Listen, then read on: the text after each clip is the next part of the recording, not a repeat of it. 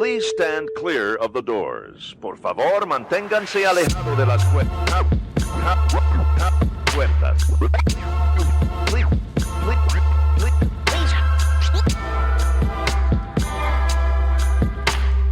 Please stand clear of the doors. Por favor, manténganse alejados. Because this here's the wildest ride in the wilderness.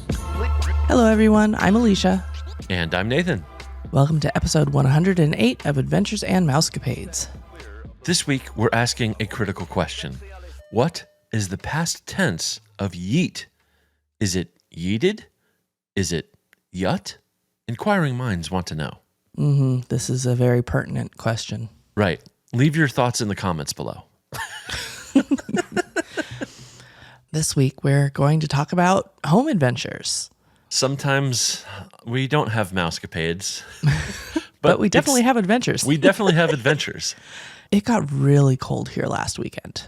Yes. Single digits, 40 plus mile an hour winds, and we took the necessary precautions. Absolutely. We're dripping faucets. We've got stuff shut off that needs to be shut off. Open cabinets. Open the cabinets. All the things that you need to do. Mm-hmm. We did have one water pipe freeze up for not an outside toilet, but a toilet next to an outside wall. That feed line froze up, even though the sink right next to it was on drip. Mm-hmm. But no issues from that because it's PEX, which is a kind of the flexible plastic tubing that they use for water pipes these days. And it can take a little bit of freezing and expansion and no issues. Yeah, and it was right by our little crawl space hidey hole, I guess. I don't know what you would call that. Yeah. So we rigged up some funky little FaceTime talk thing and flashlight and additional phones, and we're able to videotape and make sure everything looked okay. Indeed. We used a couple selfie sticks, a couple $1,000 iPhones, and a $700 iPad, and basically rigged a FaceTime call from my phone to Alicia's iPad, and then used Alicia's phone as a flashlight and verified that there was no water damage or anything else, no leaks underneath that little powder bath. So yeah, it's all good. $2,500 or so of Apple tech later, we're home inspection specialists, I guess. Yeah, sure. Sure. Well, let's see. Tuesday was a regular normal day. Work, school. Sterling has his after school, later evening activities where he's got dance and acting and hip hop and all sorts of stuff. And got him home. I was settling in. I was watching Fantasia because I just wanted to watch Fantasia. So I put it on. Sterling went to bed. Nathan was listening to something in his headphones. Yeah, I was listening to some podcasts and kind of browsing some social medias or something like that at the same time. You know, multitasking as you do. Yeah. And about 10:15, I popped my headphones off and said, that's weird. And Alicia's like, what? I was like, there's a toilet running upstairs. And the more I listened to it, I was like, that has to be the biggest toilet I've ever heard because that's way louder than the toilet in our kids' bathroom. And so I got up and I kind of triangulated the noises coming back over by our kitchen, our pantry, but up above. And so I popped the door into our garage open there by our kitchen, and what to my wondering eyes should appear but a torrent of water coming out of every nook and cranny and seam of the ceiling of our garage, pouring over all our stuff. And you said some very unladylike words. I did. I'm sure I did. And I think you ran upstairs to figure out what was going on. I said, find the shut off. I said, find the shut off, and I'll run upstairs. Yeah. And I know exactly where our shut off is because it's right there by that door. So I had it off within 5 seconds of me opening that door and realizing that we had a flood going on. Mm-hmm. And then met Alicia upstairs. And I ran upstairs. I Didn't see anything right away. I looked in the laundry room, nothing there. Went over into Nathan's closet and saw this. The floor was soaking. So I just started grabbing clothing and other things that were on the floor and just yeeting them out of there, yutted them out of there. Yutted, yes. Yutted. They were yutted out of there. Just clearing stuff. And I opened the door we have to our storage area. It's kind of an attic. It's an attic. Yeah, we have a half door that's on the back side of my walk-in closet. Yeah. And oh gosh. It was just pouring at it. No, it wasn't because you turned it off, but it was off, but there was standing 3 inches of water in there, and clearly a pipe had burst and just sprayed everywhere, all over our luggage, all over all of our Christmas and holiday decor, all over a bunch of other stuff that was in there. Yeah. And hearts immediately sank. Yes. We continued to try and get stuff out of the area that we could. Right. We cleared out Nathan's closet as best we could. I mean, obviously we left the hanging stuff there, but we got stuff out. That was on the floor. And that was on the floor. And I walked over to our loft area, which is on the other side of the wall of the storage area in the closet, and noticed that there was a lot of water on the ground over there as well. Yeah. So we started moving what we could out of there, or just pushing it off to the other side. And Nathan made some phone calls for people that we've worked with in the past. Yes. The first one was a water restoration specialist. We've had some issues before with some snow getting blown into our attic space above our home office. And so we had their phone number on the fridge, and they were our first call, and thankfully they were here within like an hour, which was he came out right away. I was really surprised. Yeah. And that has kind of begun what was just a week from hell. Yep. It's been just go insane. So we had a 1-inch sprinkler line blow. So our house is big enough, it meets the code that we have to have fire suppression. We have active sprinklers and sprinkler heads in all of the rooms. And this was a 1-inch PVC pipe that burst. Not a whole heck of a lot we could have done to drip a sprinkler line. Now, I will say, and I'm not going to get too deep into this for reasons, but let's just say this pipe was not installed properly. Multiple issues, including no insulation and not properly aligned with the pass-throughs through the joists and the floor. So let's just put a pin in that. That's probably not something we're going to air publicly. But needless to say, a little bit upset at that. Had to have a plumber come out, obviously, to repair that line so we could get water back to our house. We had to get a special plumber. You can't just they have to have some sort of extra qualifications. Yeah, because of the type of line this was. Yeah, because of it's a fire replacement or a fire suppression system. So they have to have extra insurance and liability and blah, blah, blah, blah, blah. So that was awesome. But thankfully, got a referral to somebody who was able to come out, and they were out the next afternoon on that Wednesday in the middle of a snowstorm. He was able to, I don't even think he got his truck to our house. He parked down the street and walked up the hill. So kudos to that gentleman for braving the weather and coming out and helping us. Because, we enjoy being able to do things like flush a toilet. So... Oh, yeah. So Tuesday, when all this happened, it was starting to warm up, but there's another front coming through that evening and the next day. And more snow. Yeah. Hooray. Let's see. We also had to have an electrician out because water penetrated down through the walls and into our main electrical panel that feeds the whole house. Yep. So every single breaker is now brand new. They were out on Thursday morning.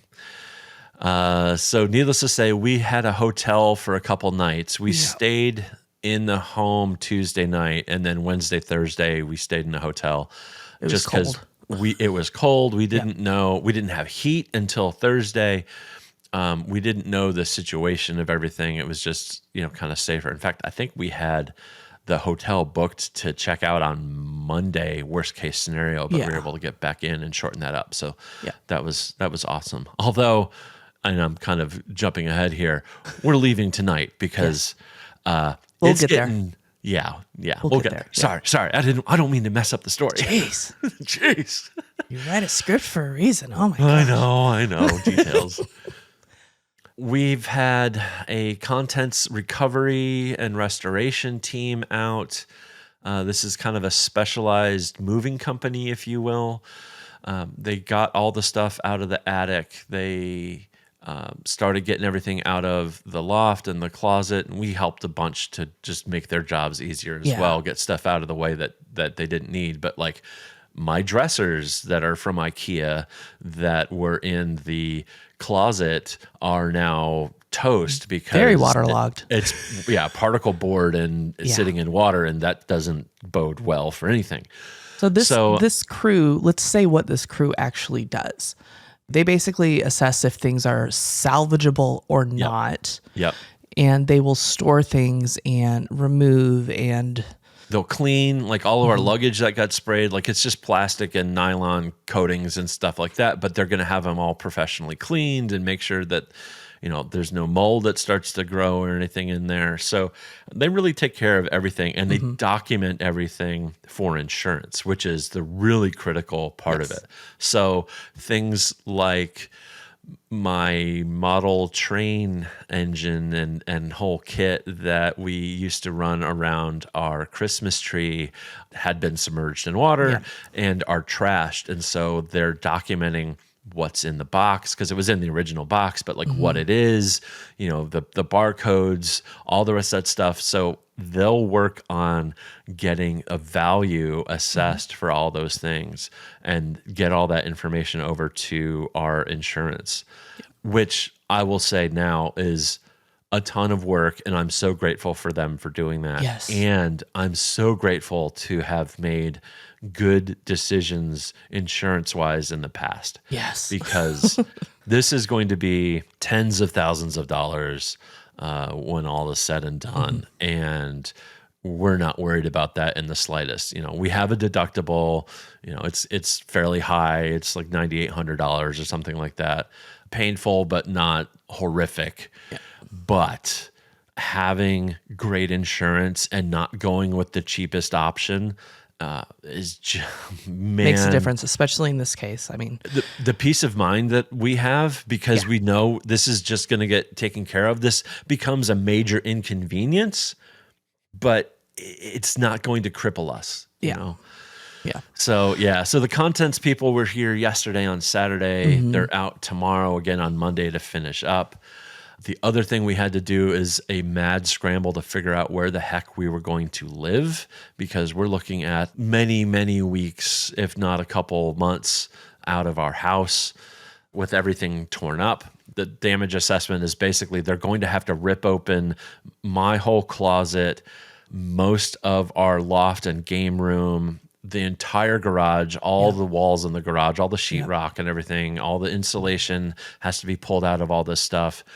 And based on what we've been seeing and smelling over the last day or so, I think they're probably going to have to start tearing out and tearing up our master bathroom as well. The main bath, Yep, we did some quick measurement of where we saw the water line in the garage ceiling. And this goes a little farther than we thought it did.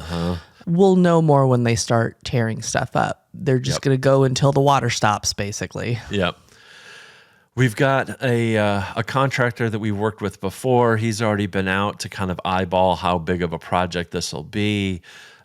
So they're on tap to start as soon as the restoration or the water, drying out process and demolition is done and everything's dry and ready to get rebuilt.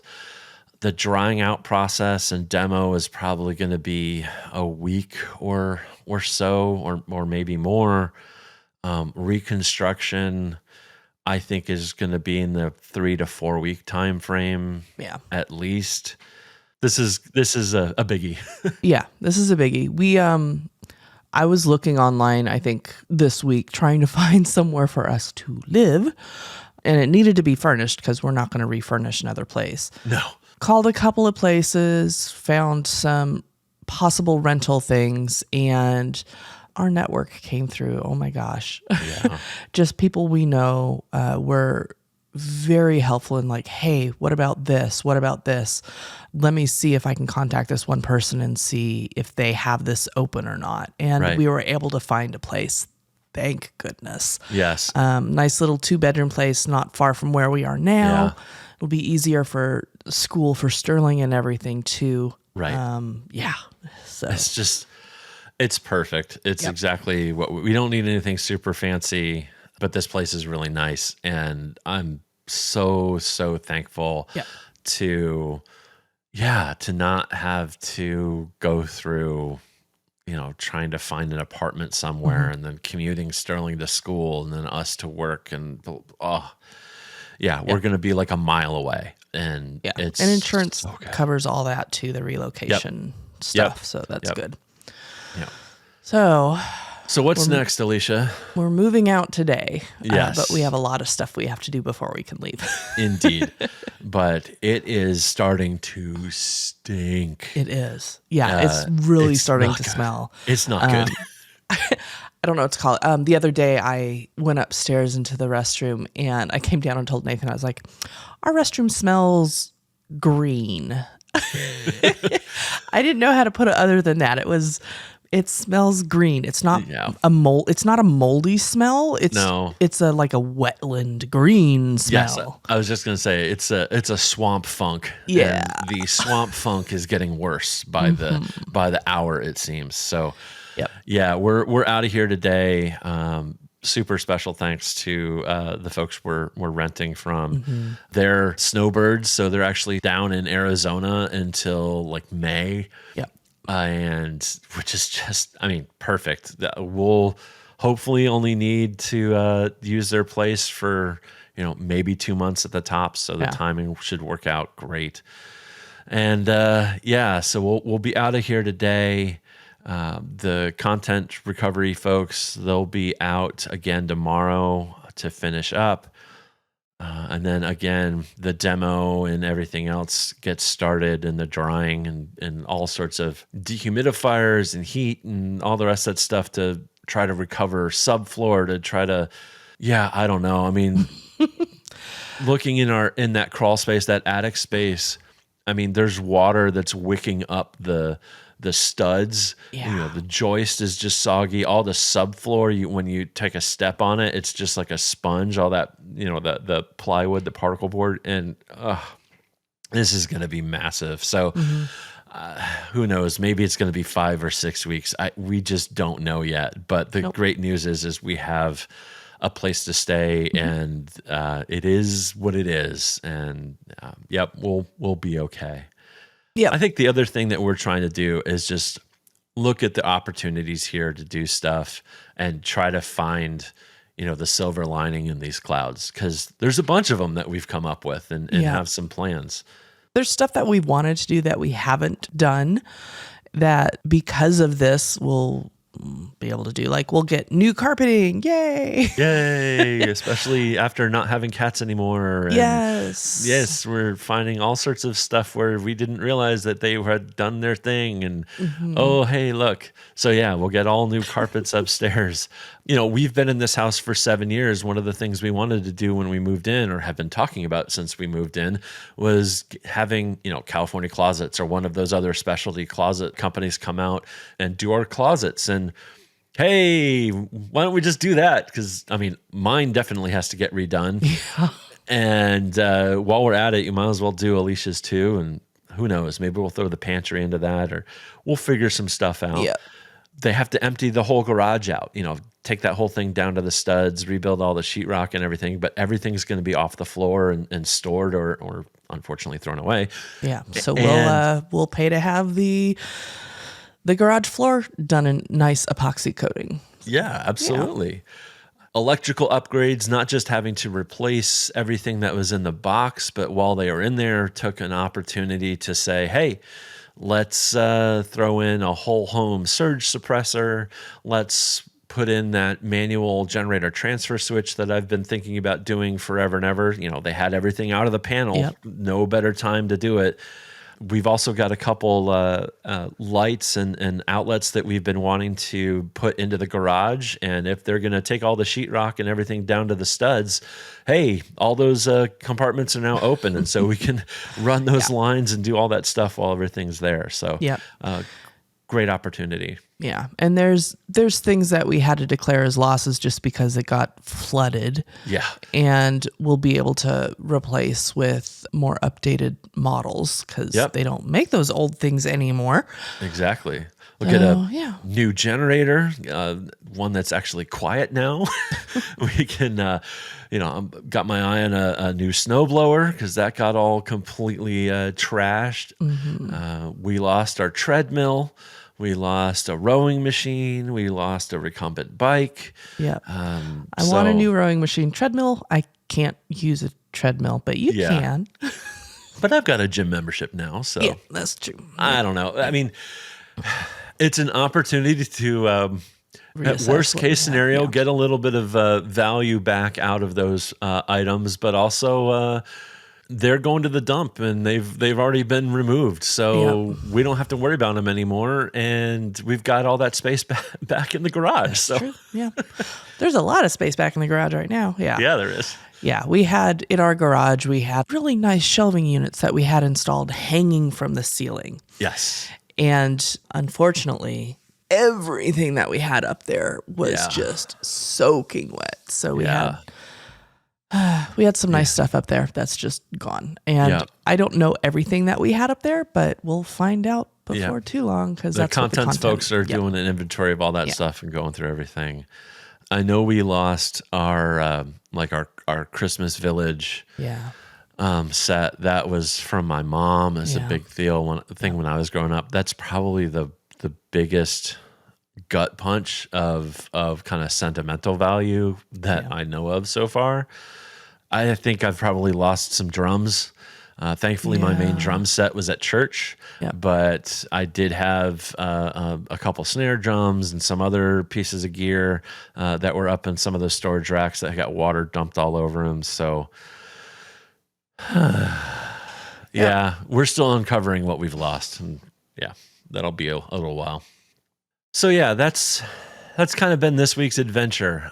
Sorry, it's not Disney fun content, but not everything that goes on in life is your planned adventure. Like we always say with being in the parks or anything else, hey, just be flexible and go with the flow. And I would say the flow has gone. We had probably 1,500 gallons or more of water pour into our house over the half hour or 45 minutes that pipe was burst before we realized it. And we'll see how it's going.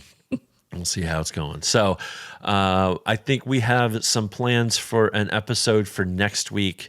We'll talk about some of the stuff that's going to come up here on our Disney calendar. And we may take a week off after that. It just kind of depends on how things are going. We'll keep y'all updated. But we know y'all love hearing us in your brains, so we will we'll try to be back with you as much as we can here in the coming weeks. Yep. If you have any questions or suggestions or would like to be interviewed on our show, please send an email to podcast@ourmousecapades.com. Give us a follow on social media. We're at Our Mousecapades. And please do give us a rating and review in your podcast app. That really helps send people our way. Thank you for listening. We'll be in your ears next week. Thank you for flying Star Tours. Bye-bye.